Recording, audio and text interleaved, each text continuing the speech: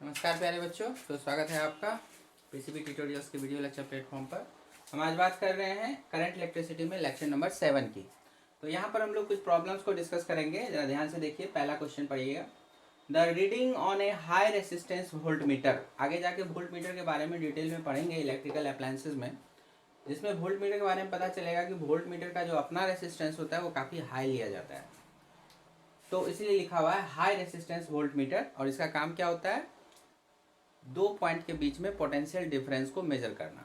ठीक है, दो इलेक्ट्रिक सर्किट में किसी दो पॉइंट के बीच में जो पोटेंशियल ड्रॉप आएगा, जो पोटेंशियल डिफरेंस होगा, उसको मेजर करता है ये। तो कहता है कि हाई रेजिस्टेंस वोल्ट मीटर हमारे पास है, और जब एक cell is connected across it, तो ये रीडिंग देता है 3 वोल्ट का। जैसे हमने यहाँ फिगर में इसको समझा रखा है कि एक सेल के अक्रॉस जब हमने इस वोल्ट मीटर को कनेक्ट किया तो इसकी रीडिंग कितनी आ रही है? 3 वोल्ट। ठीक है, चूंकि ये एक हाई रेसिस्टेंस वोल्ट मीटर है, इसका मतलब हो गया कि इसमें से होकर कोई भी करंट फ्लो नहीं होगा। हाई रेसिस्टेंस कहने का मतलब हम लोग यही लगाएंगे कि इससे होकर कोई भी करंट फ्लो नहीं होगा। तो हम जानते हैं कि जब सेल से कोई भी करंट फ्लो नहीं होता है तो फिर जो भी इसके अक्रॉस पोटेंशियल डिफरेंस आएगा वो उसके ईएमएफ के बराबर होगा। ठीक है, ये हमने पढ़ा है पिछले कॉन्सेप्ट में। तो ईएमएफ के बराबर होगा, तो ईएमएफ बराबर 3 वोल्ट आपका हो जाएगा। ये जो 3 वोल्ट यहाँ रीडिंग देगा वो 3 वोल्ट आप यहाँ पे लिख सकते हो। आगे बढ़ते हैं। When the terminals of the cell are also connected to a resistance of 4 ohm, तो जब कहता है कि एक 4 ओम के रेसिस्टेंस से आपने इस सेल के टर्मिनल को कनेक्ट कर दिया इस तरह से, तो अब क्या हुआ? The voltmeter reading drops to 1.2 volt. अब जो वोल्ट मीटर रीडिंग ले रहा था, जो अभी 3 वोल्ट रीडिंग था, अब वो ड्रॉप होके हो गया 1.2 वोल्ट। ठीक है, तो ऐसा इसलिए हुआ क्योंकि सेल के अंदर से अब करंट फ्लो करना शुरू कर दिया इसमें। ठीक है, उससे क्या होगा? तो इसके पोटेंशियल डिफरेंस ड्रॉप कर जाएंगे। तो पढ़ा है आपने इस तरह से कि सेल अब आ गया डिस्चार्जिंग कंडीशन में, तो इसके जो अक्रॉस पोटेंशियल डिफरेंस होगा वो अब 3 वोल्ट ना होके उससे कम आएगा, IR टाइम्स कम हो जाएगा। ठीक है, तो 4 ओम को जब आपने इस तरह से लगाया तो मान लीजिए कि इसमें आई करंट फ्लो होने लगा, और हम लोगों को क्या फाइंड करना है? Internal resistance of the cell. Cell का अपना कुछ इंटरनल रेसिस्टेंस होगा स्मॉल r, उसको फाइंड करना है। तो हम जानते हैं सेल जो है वो डिस्चार्जिंग कंडीशन में आ गया है। तो डिस्चार्जिंग कंडीशन में जो potential difference across the cell होता है वो क्या लिखते हैं? E माइनस आई आर लिखते हैं, E माइनस आई आर। तो यहाँ पर जो अभी V हो गया हमारा, वो कितना हो गया? 1.2 वोल्ट हो गया। EMF कितना है? 3 वोल्ट हो गया। और करंट हम निकाल लेंगे। यहाँ पर देखिए, करंट अगर हम लिखेंगे कि इस सर्किट में करंट I फ्लो हो रहा है, तो I बराबर क्या हो जाएगा? V by R. या फिर ऐसा करें कि इसके अक्रॉस जो पोटेंशियल डिफरेंस है वो आपने दे रखा है 1.2, तो V बराबर आई आर भी लिख सकते हैं। तो V हमने लिख दिया 1.2 और इंटू आई और इंटू आर। इसके अक्रॉस जो भी बनेगा I इंटू आर, वो कितना? 1.2 वोल्ट के कारण ही इसमें I करंट फ्लो हो रहा है। तो V बराबर आई आर, तो V की जगह 1.2 और I तो है ही, और 4 लिख सकते हैं। ठीक है, तो उससे हमारा I करंट निकल आएगा 1.2 बाई 4 इक्वल टू 0.3 एम्पियर। अब इस I को हम लोग यहाँ पे सब्स्टिट्यूट कर देंगे इस वाले में, और ये स्मॉल r हो गया सेल का अपना इंटरनल रेसिस्टेंस जिसको फाइंड करना है। अब इक्वेशन आपके सामने है, V equal to E minus I R. इसमें आपने V पुट किया 1.2, E हो गया EMF 3 माइनस 0.3 इंटू आर, है ना। तो इस तरह से 0.3 आर इधर ले आइए, और 3 माइनस 1.2 क्या बन गया? 1.8। फिर आर क्या हो गया? 1.8 बाई 0.3 मतलब 18 बाई 3 मतलब 6 ओम। आंसर हो गया इसका। ठीक है, तो इस सेल का इंटरनल रेसिस्टेंस बनेगा 6 ओम का। ऑब्वियसली थोड़ा ज़्यादा है, बट जैसा सवाल में दिया डेटा उस हिसाब से जवाब आ रहा है। चलिए नेक्स्ट क्वेश्चन को पढ़िए। A battery of EMF 2 volt and internal resistance small r is connected in series. ठीक है, एक बैटरी है जिसका EMF हो गया 2 volt, internal resistance small r, हमने यहीं पे इंटरनल रेसिस्टेंस साइड में दिखाया। कहता है सीरीज में कनेक्शन किए हुए एक रजिस्टर ऑफ 10 ओम से। ये 10 ओम का एक रजिस्टर आपने इसके साथ सीरीज में लगा दिया। Through an ammeter of resistance 2 ओम, तो एक आमीटर भी है, और इस आमीटर का अपना रेजिस्टेंस 2 ओम है, इसको हम साइड में यहाँ पे दिखा रहे हैं। The ammeter reads 50 milliampere. अब आमीटर का काम क्या होता है? करंट को मेजर करना। तो ये करंट को मेजर कर रहा है, उस करंट की वैल्यू क्या हो रही है? 50 मिली एम्पियर। अब कहता है कि सर्किट भी ड्रॉ करें, जो हमने कर दिया, and calculate the value of small r। इस स्मॉल r को फाइंड करने को बोलता है। तो बड़ी सिंपल सी बात है, एक ही क्लोज नेटवर्क है, मतलब इसका नेट ईएमएफ निकाल लेंगे हम लोग। तो एक ही सेल लगा हुआ है देखिए 2 वोल्ट का, तो 2 वोल्ट हो जाएगा। नेट रेसिस्टेंस आप देखिए तो पूरे सर्किट में सारे रेसिस्टेंस जो हो गए सीरीज में हो गए, तो 10 + 2 + R, तो 12 + R हो जाएगा। और नेट करंट जो इस सर्किट में फ्लो हो रहा है वो आपका इसमें यहाँ मीटर मेजर कर रहा है इसको। सो ये हो गया 50 मिली एम्पियर। तो अब सीधा सीधा फार्मूला बिठा दो, I बराबर net EMF by net resistance, और इसको फिर आप सॉल्व कर लो। तो सॉल्व करेंगे 12 + R इधर ले आके इसको उधर ले जाएंगे, कैंसिलेशन होगा और फिर R सॉल्व होके आ गया 28 ओम। ठीक है, तो R यहाँ पे 28 ओम हो जाएगा इस सेल के लिए। इंटरनल रेसिस्टेंस और भी काफ़ी ज़्यादा है, बट जो डेटा दिया उसके हिसाब से ये आंसर आ गया। ठीक है, तो इस तरह से हम लोग इसको बड़े आसान आसान सवाल बना सकते हैं। और भी इस तरह का आसान सवाल है, देखें उसको। आइए बच्चों, नेक्स्ट प्रॉब्लम देखिए। आपने ग्रुपिंग ऑफ सेल्स पढ़ा, तो उसके आधार पर कहता है find the EMF and internal resistance of a single battery which is equivalent to a combination of 3 batteries as shown in figure। यहाँ पे 3 बैटरीज दिखाई गई, देखिए 1, 2 और ये 3। इन दोनों को इस तरह से कनेक्ट किया गया है, एक तरह से पैरेलल कॉम्बिनेशन है। ये सब इनका इंटरनल रेसिस्टेंस दिया हुआ है, और इन दोनों को पैरेलल करके इस बैटरी को सीरीज में डाला गया। कहता है इस कॉम्बिनेशन का एक जो इक्विवेलेंट बैटरी होगा उसका ईएमएफ क्या होगा और उसका इंटरनल रेसिस्टेंस क्या होगा, ये सब हमें डिसाइड करना है। ठीक है, देखिए तो आपको बताया गया है कि इस तरह के केसेस में जब 2 बैटरीज पैरेलल में कनेक्टेड हो, तो यहाँ देखिए इसके प्लस से इसका माइनस लगा हुआ है ना, प्लस के साथ माइनस लगा हुआ है।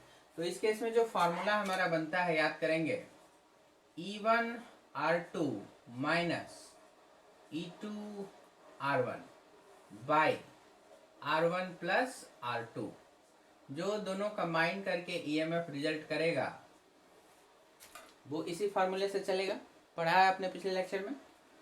तो चलिए इसको जरा सॉल्व करेंगे। तो E1 हो गया 10, R2 हो गया 2, E2 हो गया 4 और R1 हो गया 2 डिवाइडेड बाय R1 + R2 होगा। तो क्या हो गया 20 - 8 डिवाइडेड बाय 4। ठीक है, कितना आ गया ये आ गया आपको 12/4 दैट इज 3 वोल्ट। ठीक है, ईएमएफ आपका हो गया 3 वोल्ट, मतलब ये दोनों मिला के 3 वोल्ट रिजल्ट करेगा। और उन दोनों का जो अपना इंटरनल रेसिस्टेंस आएगा वो क्या आएगा, तो दोनों क्या है पैरेलल में है, तो 2 पैरेलल में है तो रिजल्ट होगा 1 ओम। इसका मतलब ये दोनों मिला के 3 वोल्ट की बैटरी बनेगी और इंटरनल रेसिस्टेंस 1 ओम के साथ। ठीक है, तो हम लोग क्या करते हैं, इस कॉम्बिनेशन को यहाँ पे हटा के इसके जगह एक सिंगल डालते हैं, सिंगल बैटरी हो जाएगी इसकी जगह, जो इसके साथ सीरीज में आएगी। तो यहाँ पर एक इंटरनल रेसिस्टेंस 1 ओम का डालते हुए एक बैटरी आएगी। तो देखिए टर्मिनल कैसे देना है, तो 10 वोल्ट वाला जो था वो इस तरह से था, और नीचे में जो था वो 4 वोल्ट वाला था। तो इधर से इसके लिए हायर 4 हुआ, इधर से इधर देखिए -10 हुआ, इधर से +10 इस तरफ जा रहा है -4, मतलब प्लस वाला इधर डोमिनेट करेगा। तो इन दोनों में जो ज्यादा होगा ना उसके हिसाब से आपको साइन लेना है, इक्विवेलेंट का ही ध्यान रखिएगा।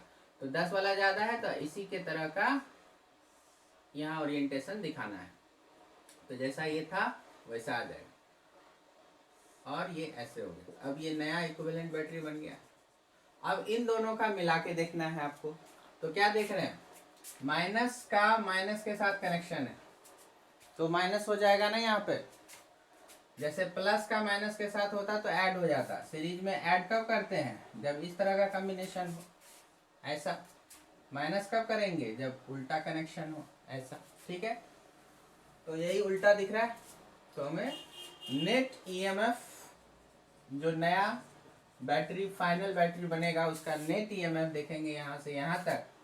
तो ये 6 था और ये कितना इक्विवेलेंट आया था 3, तो 3, तो 6 में से 3 माइनस कर दीजिए, 3 वोल्ट हो गया।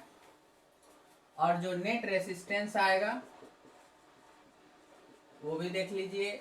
इंटरनल रेसिस्टेंस की बात हो रही है, स्मॉल आर नेट, वो क्या होगा, तो वो तो सीरीज में जा रहा है, तो 1 and 1 2।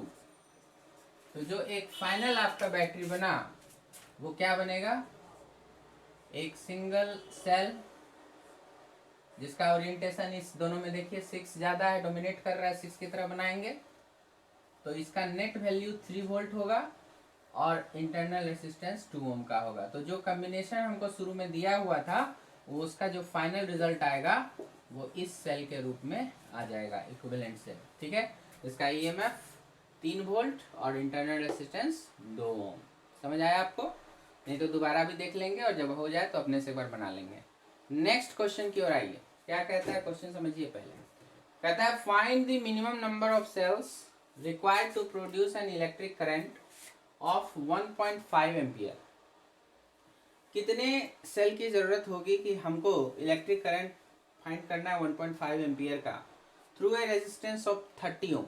30 ओम के रेजिस्टेंस के थ्रू, मतलब कुछ कॉम्बिनेशन है हमारे पास सेल का, मिक्स्ड है, और एक एक्सटर्नल रेजिस्टेंस 30 ओम है, इसके थ्रू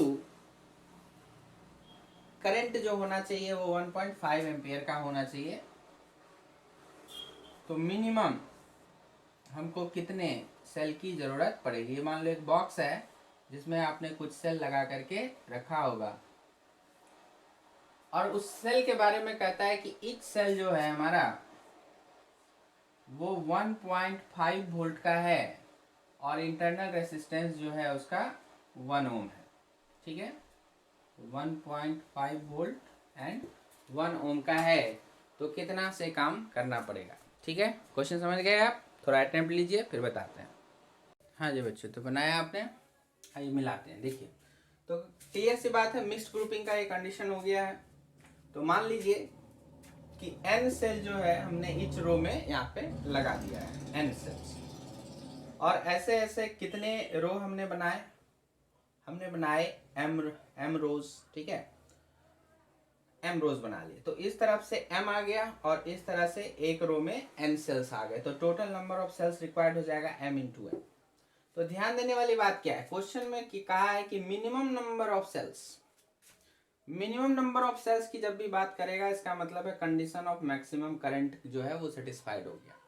तो due to minimum number of cells cell condition for maximum current या मैक्सिमम पावर वाला जो कंडीशन हम लोग पढ़े थे वो यहाँ पर अप्लाई हो जाएगा, वो सेटिस्फाइड है। तो उसमें क्या पढ़े थे, जो एक्सटर्नल रेसिस्टेंस होना चाहिए आर, वो किसके बराबर होना चाहिए, एन आर बाई एम। एक रो में जितना भी टोटल रेसिस्टेंस इंटरनल रेसिस्टेंस बनता है एन आर, और वो डिवाइडेड बाई एम के बराबर होना चाहिए। आपने पढ़ा है, ये पीछे के लेक्चर में देखिएगा, मिल जाएगा लेक्चर नंबर 6 में। तो एन आर बाई 5 सिंपल है। तो N R by N R by M, R equal to N R by, तो आर की वैल्यू देखिए दे रखी है एक्स्ट्रा 30 रखेंगे, और एन बाय एम हो गया, और आर स्मॉल आर भी दिया हुआ है कि इच सेल के बारे में बताया गया 1.5 वोल्ट का है और 1 ओम का इंटरनल रेसिस्टेंस है। तो small R is 1, so N by M आपको एक इक्वेशन मिला 30 का। ठीक है, अब दूसरा एन और एम में एक और रिलेशन लाएंगे, कहाँ से लाएंगे, तो देखिए क्वेश्चन में हमको 1.5 एम्पियर का करंट बता रहा है, तो इसको यूज करना है। तो 1.5 एम्पियर का करंट, तो ऐसे केसेस में जो करंट डेवलप होता है वो क्या होता है, वो N E divided by R plus N R by M, यही फॉर्मूला पढ़े।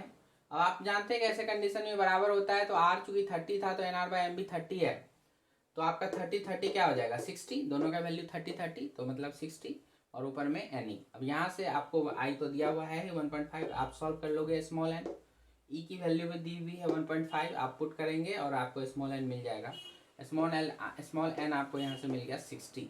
ठीक है, 60 मिल गया। अब आप ये वाला देख रहे हो, पहले से आपके पास equation n by m is 30, जिसमें n आ गया 60, तो n की जगह 60 रख दिया, बाय m रखा, इक्वल टू 30, तो m इक्वल टू क्या हो गया 60 बाई 30 मतलब 2। क्लियर है, m इक्वल टू 2। तो अब जब m आ गया, n आ गया, तो टोटल नंबर ऑफ सेल्स क्या हो गया m इंटू एन। तो m इंटू एन करेंगे, 2 इंटू 60 करेंगे, कितना आ जाएगा 120। ठीक है, तो ध्यान रखेंगे मिक्स ग्रुपिंग का केस हो गया, इच रो में हमने n सेल माने और ऐसे ऐसे m रोज हो गए। तो टोटल नंबर ऑफ सेल्स बन जाएगा m इंटू एन, जो कि आ गया 120। तो एक डेटा हमने इसको यूज किया कि इंटरनल टोटल बैटरी की जो अपनी इंटरनल रेजिस्टेंस बनती है NR/m वो एक्सटर्नल के बराबर हो जाती है, तभी मिनिमम नंबर ऑफ सेल की जरूरत पड़ेगी, या फिर जितने भी सेल हैं उससे मैक्सिमम करंट फ्लो होगा। ठीक है, तो हमने कैपिटल R बराबर NR/m करके एक कंडीशन ले आया, और दूसरा जो करंट आपको यहाँ बनेगा उसका हमने इक्वेशन लिखा, तो उससे ये सॉल्व आ गया, n सॉल्व हो गया, उसमें रख दिया, m आ गया, mn आ गया, रख देंगे। ठीक है, तो ये आपका इस तरह से सॉल्व हो जाता है। ऐसे ही और भी सवाल देखने हैं आपको। आइए बच्चों, इन सवालों पर नज़र डालिए, छोटे छोटे ऑब्जेक्टिव क्वेश्चंस। देखिए जरा, पहले ये वाला क्या कहता है, the current through 5 ohm resistor आपको फाइंड करना है। यहाँ पर है 5 ओम सर्किट बना के दिया हुआ है, कहता है इसके थ्रू कितना करंट फ्लो हो रहा है सो बताना है आपको। ठीक है, सिंपल है, 3 सेल्स लगा दिए गए, 8 वोल्ट, 6 वोल्ट, 4 वोल्ट। इसमें इसका इंटरनल रेजिस्टेंस की बात नहीं की तो इसको आइडियल मानेंगे, इंटरनल रेजिस्टेंस 0 मान लेंगे। ठीक है, अब हम लोग को करना क्या है, अच्छा ये जो साइन दिया इसका मतलब अर्थिंग हुआ, अर्थिंग का मतलब हो गया पोटेंशियल 0। ओके, पोटेंशियल इस पोजीशन पर अगर कभी कोई भी पोटेंशियल पूछा जाएगा तो 0 होगा। ठीक है, बस इतना सा मीनिंग होता है, बाकी सर्किट पर इसका और कोई असर नहीं पड़ता। अब देखिए क्या होना है, आप क्या करेंगे, कहीं भी आप किसी भी सेल्स के थ्रू आप करंट ले लो, जैसे जो तगड़ा सेल है 8 वोल्ट का है, मान के चलो उसने करंट आई यहाँ पर आगे बढ़ाया, और कुछ इसमें चला जाएगा और बाकी बचा हुआ इसमें चला गया, तो मान के चलिए इसमें I1 चला गया, करंट डिस्ट्रीब्यूशन बोलते हैं इसको। तो इसमें कितना चला जाएगा, बचा हुआ I माइनस I1, इस तरह से चला जाएगा। वो यहाँ पर ऐसे घूमते हुए इधर से ये I1, अब यहाँ पे ये देखिए अर्थिंग का मतलब ये मत सोचिएगा कि ये करंट जाके इसमें घुस जाएगा, ऐसा कुछ नहीं है। अर्थिंग का बस इतना सा मतलब होता है कि पोटेंशियल 0। ठीक है, बाकी ये करंट इधर गया तो फिर और कहीं जाने का रास्ता नहीं, इधर जाना है इसको, इस तरह से I1 आएगा। ठीक है, इधर से I माइनस I1 था, इधर से I1 है, तो क्या होगा, दोनों मिला करके I वापस यहाँ पे आ जाएगा, और जिस सेल से जितना करंट शुरू हुआ है वापस उसको उतना ही करंट मिलना चाहिए, तभी हम कहेंगे करंट डिस्ट्रीब्यूशन आपका करेक्ट हुआ। नहीं तो ऐसे अगर I1 लाइएगा इसमें डाल दीजिएगा I1 सबका सब, तो फिर इधर कैसे जाएगा। ठीक है, तो ऐसा नहीं होता। अर्थिंग का बस इतना सा मतलब होता है कि वहाँ पे पोटेंशियल क्या हो गया है, 0 हो गया बस, बाकी और जो भी होना है सो होगा। चलिए, अब हमसे कहता है कि इस 5 ओम मतलब कि आई को ही पता करना है। ठीक है, तो अब देखिए क्या हो गया कि ये एक लूप बन गया, एक लूप आपका यहाँ पे बन गया और एक लूप आपका यहाँ पे तैयार हो गया। ठीक है, तो हम लोग जब आगे किरचॉफ्स लॉ पढ़ेंगे तो उसमें किरचॉफ्स के वोल्टेज लॉ को अप्लाई करेंगे तो इक्वेशन लिखना आएगा। अभी मैं इसको यूज कर रहा हूँ, आप देखिए आगे और डिटेल में बात होगी। तो करते क्या है कि यहाँ पर ये करंट का डायरेक्शन इस तरह से है, तो हम लोग इस पोजीशन से इस लूप में घूमते हैं और इक्वेशन को लिखेंगे। घूमने का नियम क्या है, घूमते वक्त आपको या तो सेल मिलेगा या तो रेसिस्टेंस मिलेगा। जब आपको सेल मिलेगा तो आप अगर सेल के पॉजिटिव टर्मिनल से घुस रहे हैं तो आप प्लस साइन के साथ उसके ईएमएफ वैल्यू को लिख दीजिए सीधा सीधा। ठीक है, तो 6 है तो 6 लिख दिया। उसके बाद आप ऐसे जाइए, फिर आप यहाँ आ गए, तो इसके across potential difference 5 into I R होता है ना, तो जब आपके चलने का डायरेक्शन और करंट का डायरेक्शन सेम सेम हो तो फिर प्लस I इंटू आर के हिसाब से हम लोग लिख देंगे 5 इंटू आई, ऐसे लिख सकते हैं। उसके बाद ऐसे आइए, अब देखिए सेल मिला, सेल का निगेटिव टर्मिनल आ रहा है सो माइनस लगा देंगे, -8। ऐसे आते हुए यहाँ तक आ गए, तो जब वापस आ गए वहां तक तो आप इसको फिर 0 लिख देंगे। ठीक है, तो इस तरह से आप इसको कर सकते थे। तो यहाँ पर आपका ये इक्वेशन बन गया, और आप अब अगर इसको सॉल्व करिएगा तो क्या आएगा, 8 माइनस 6 तो 2, so the I become 2/5, 0.4 ampere. ये आपका आंसर हो जाएगा। ठीक है, तो बहुत ही आसान था। इसी तरह से अगर आपको ये जानना होता तो इस तरह से आप लूप में लिख देते और फिर इक्वेशन को सॉल्व कर लेते, I1 आ जाता। क्लियर है, तो ये आपका आंसर यहाँ पर डी नंबर का जो है करेक्ट होगा। ठीक, चलिए अगला सवाल जो है 6 नंबर, ध्यान से पढ़ें इसको। कहता है current I as shown in the circuit will be, circuit दिया हुआ है, बड़ा ही सिंपल सा सर्किट है, और कहता है बताइए अब इसमें करंट जो है क्या होगा। करंट जो है आपका यहाँ पर करंट आई जो है सर्किट में, मतलब ये सर्किट के अंदर में, एक सेकेंड में देख लो कुछ छूटा तो नहीं।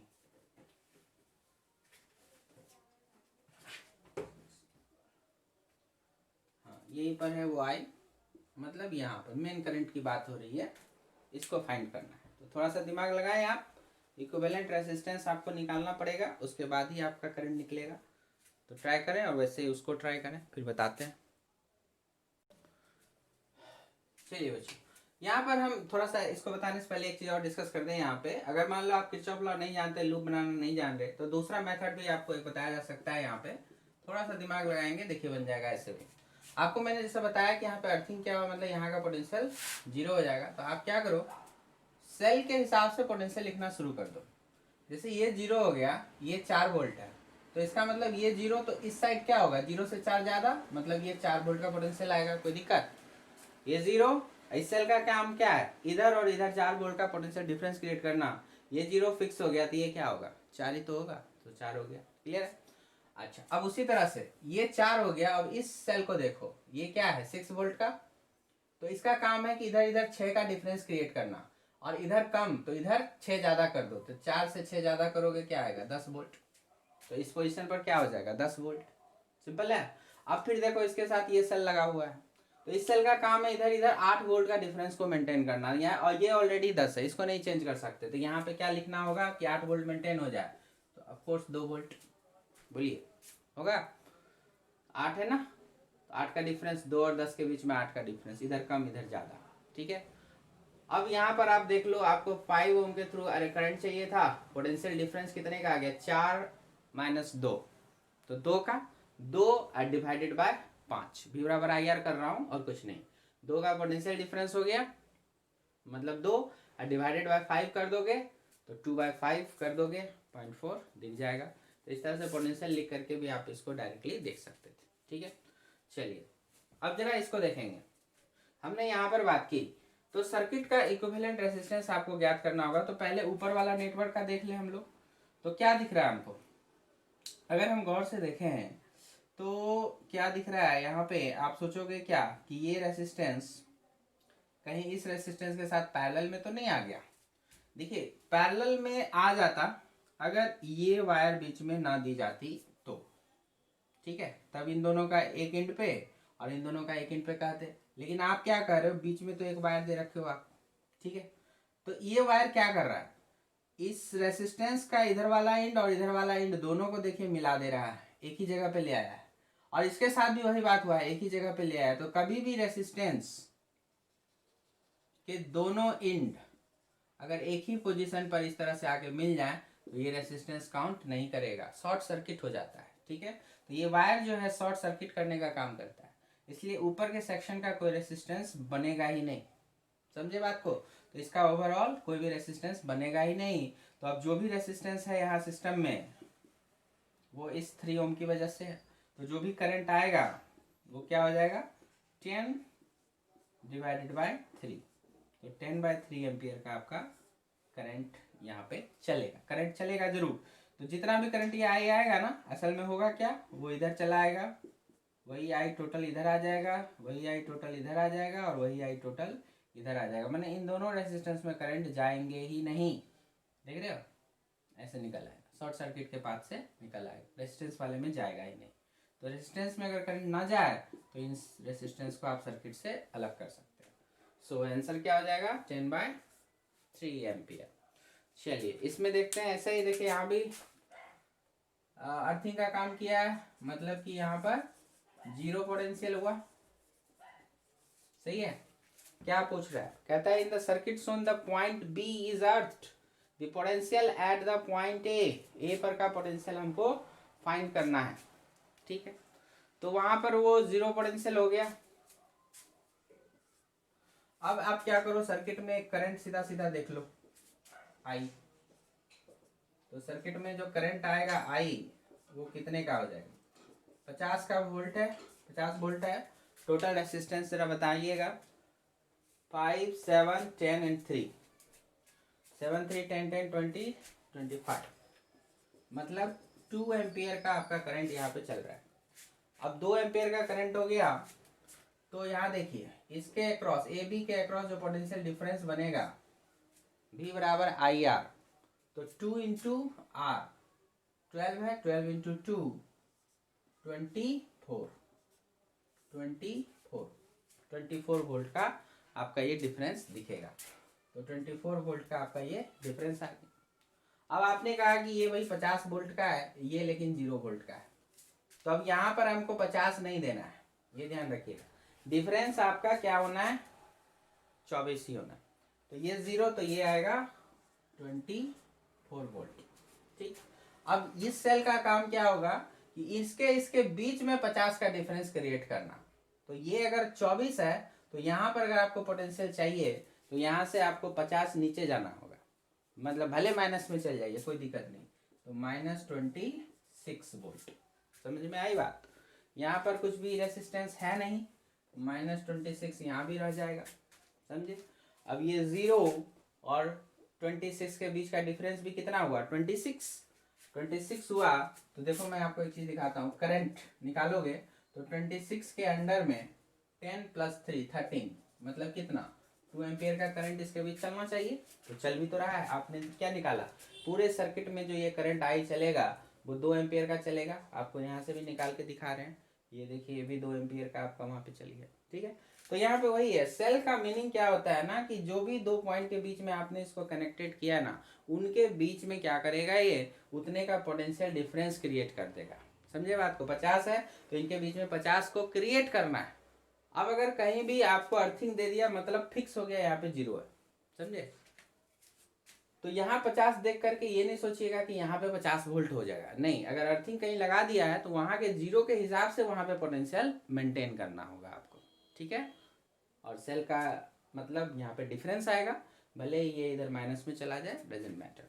तो ये सब कुछ चीज़ें हैं जो ध्यान में रखिएगा।